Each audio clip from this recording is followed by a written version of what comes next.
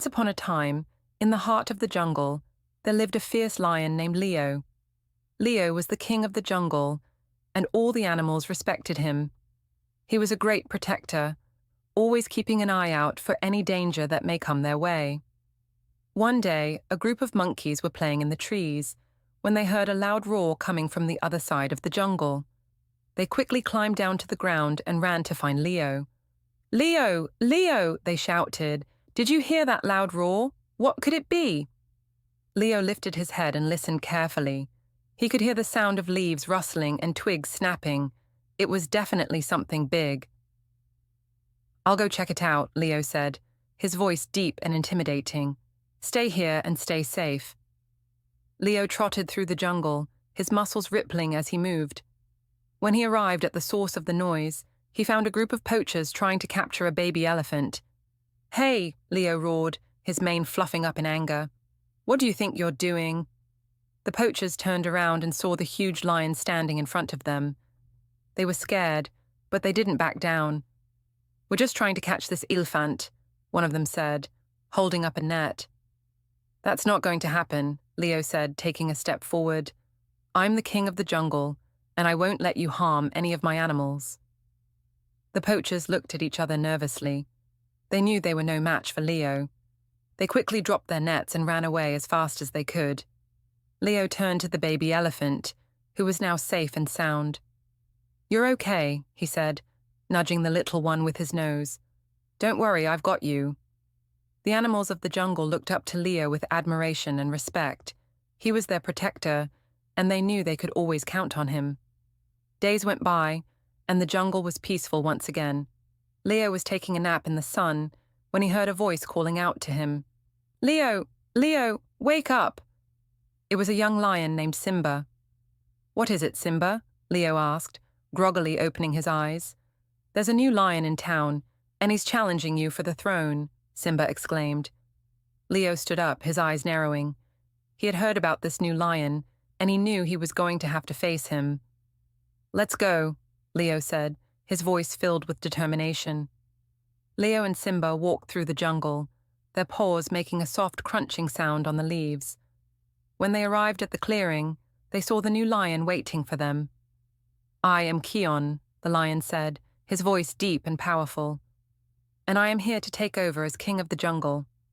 Leo stepped forward, his muscles tensing. "You'll have to defeat me first," he said, his voice intimidating. The two lions circled each other, their eyes locked in a fierce stare. Kion lunged forward, but Leo was too quick for him. He dodged Kion's attack and retaliated with a fierce swipe of his paw. The two lions fought for what seemed like hours. It was a battle of strength, skill, and determination. In the end, it was Leo who emerged victorious. Kion lay on the ground, defeated. "You are the true king of the jungle," he said, his voice filled with respect. Leo looked down at Kion and nodded. "Thank you," he said, his voice deep and powerful. Kion left, and the jungle was again in peace. Leo ruled as the king, a protector of every being. A jackal fell into a blue dye barrel one day. "Oh no, I'm completely blue," he cried. As he walked into the jungle, returning to his home, the animals thought he was a strange new animal. "Let me fool these animals by telling them I am from heaven," he thought to himself cleverly, and for sure he did the same. All the animals, including the lion, the elephant, the donkey, the foxes, and the monkeys were present. Suddenly, at a distance, a group of jackals started to shout at the top of their voice. Hearing their voices, the blue-dyed jackal couldn't help but shout back in response. At once the animals knew who this strange animal was, and started to beat him up, turning him naturally blue. Moral of the story: do not lie about who you indeed are. Fox saw a stag and exclaimed, "What rich meat there is in him!" A lion, that had got nothing to eat for some time, was prowling at a distance. The fox said to himself, "If I should point out the stag to the lion, he will make his breakfast off him and leave me the remainder." So he went up to the lion and, bowing respectfully, said, "If your majesty will step in that way, Your Majesty's humble servant will be able to point out something highly desirable." "Very good," said the lion, and followed the fox. But the stag, who had got a hint of the conspiracy, ran up to a place of safety and was watching their movements unseen. The lion, not finding the stag, said to the fox, "Knave, you have deceived me. I am frantically hungry. You are as good a morsel as the stag, though a trifle less in size," and springing on him, ate him up in no time. Said the stag, "The wicked are often caught in their own toils." A group of fish decided to select a king for themselves. "We should select a king to maintain peace and order among us." A wise fish added, "A race should be held, and the fastest fish would be selected as the king." Everyone thought about it for some time. After finding no other way, the fishes agreed and took part in the race.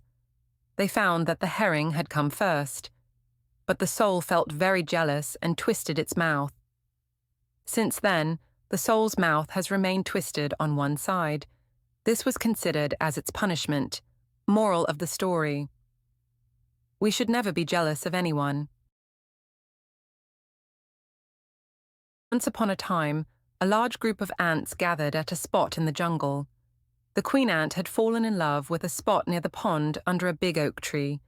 They decided to build an anthill on that spot. The anthill was supposed to be almost 100 times the size of the worker ants. All the worker ants got to work and started planning the construction of this huge and majestic anthill. Just then, a sparrow happened to fly by. The sparrow overheard the plan of building the anthill. He chuckled and said, "You tiny ants are going to build such a great anthill. Is that a joke? You wouldn't be able to complete it in 100 years." The worker ants didn't pay attention to the sparrow and started working. After weeks of hard work, a huge and beautiful anthill was finally ready. The worker ants had succeeded. Moral of the story: even a big task begins in a small way. Once upon a time, in a wild green forest, there lived a nightingale bird named Neo. Neo was known throughout the forest for his beautiful singing voice, which could soothe even the most troubled of hearts. He was a peaceful bird who loved nothing more than to sing and enjoy the tranquility of his surroundings. One day, Neo was perched on a branch, singing his heart out, when he noticed a group of birds gathered around him, listening intently. "Wow, Neo, you have the most amazing voice I've ever heard," exclaimed a small sparrow. "Thank you," replied Neo humbly. "I just love to sing. It brings me so much joy." As Neo continued to sing, he noticed a young bird sitting off to the side, looking sad and dejected. "Hey, little one, what's wrong?" asked Neo, flying over to the bird. "I don't have anyone to play with," replied the bird sadly. "Everyone else is always too busy or too tired." Neo felt a pang of sadness in his heart. He knew what it was like to feel alone and isolated. "Don't worry, little one," he said reassuringly. "I'll be your friend. We can play and sing together." And so, Neo spent his days singing and playing with his new friend. And soon, word of his kind heart and beautiful singing voice spread throughout the forest. People came from far and wide to hear him sing and to bask in his peaceful presence. One day, as Neo was flying through the forest, he came across a group of birds who were arguing and fighting. Stop it," cried Neo. "Why can't we all just get along? We are all birds of the forest. We should be supporting each other, not tearing each other down." The birds looked at Neo, amazed by his wisdom and insight. "You're right, Neo," said one of the birds. "We should be working together, not against each other." And so, Neo's message of peace and harmony spread throughout the forest, and soon all the birds were singing and playing together, united by their love for each other and for the forest they called home. As the sun began to set on the forest, Neo perched himself on a branch and began to sing his most beautiful song yet. The other birds gathered around him, listening intently as he filled the forest with his sweet melodies. "Thank you, Neo," said one of the birds when he had finished singing. "You have brought so much joy and peace to our forest." "It is my pleasure," replied Neo with a smile. "I only hope that my singing and my message of peace will continue to inspire others to live harmoniously and peacefully with one another." And with that, Neo spread his wings and flew off into the sunset, his beautiful singing voice echoing through the forest for all to hear.